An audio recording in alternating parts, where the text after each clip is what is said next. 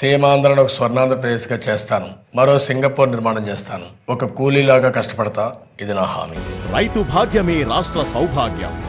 వ్యవసాయం లాభసాటిగా మార్చేందుకు సోలార్ పంపులు, డ్రిప్ ఇరిగేషన్ మరియు ఆధునిక సేంద్రియ పద్ధతులు, ఫుడ్ ప్రాసెసింగ్ ఇండస్ట్రీస్, ప్రతి గుడిసెను పక్కా ఇల్లుగా మార్చేందుకు సమగ్ర ప్రణాళిక, రైళ్లు బుల్లెట్ వేగంతో 13 జిల్లాలను కలుపుతూ పరుగులు పెట్టేలా ర్యాపిడ్ రైల్ ట్రాన్సిట్ సిస్టమ్, విమాన రంగం అంతర్జాతీయమయ్యేలా ప్రధాన నగరాలలో ఇంటర్నేషనల్ ఎయిర్పోర్ట్లు, విద్యారంగం విజయ శిఖరాలను అందుకునేందుకు అంతర్జాతీయ స్థాయి విశ్వవిద్యాలయాలు,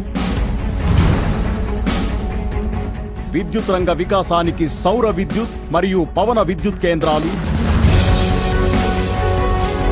నౌకారంగం వ్యోమనౌకల వేగంతో మన కోస్తా తీరం పరిపుష్టమయ్యేలా పోర్టులు మరియు నౌకా నిర్మాణ కేంద్రాలు, రవాణా ఖర్చులు తగ్గించి ఉపాధి అవకాశాలు పెంచే విధంగా బకింగ్హామ్ కెనాల్ను పునరుద్ధరించడం, అంతర్జాతీయ నగరాలను తలదన్నే రీతిలో రాజధాని నిర్మాణం,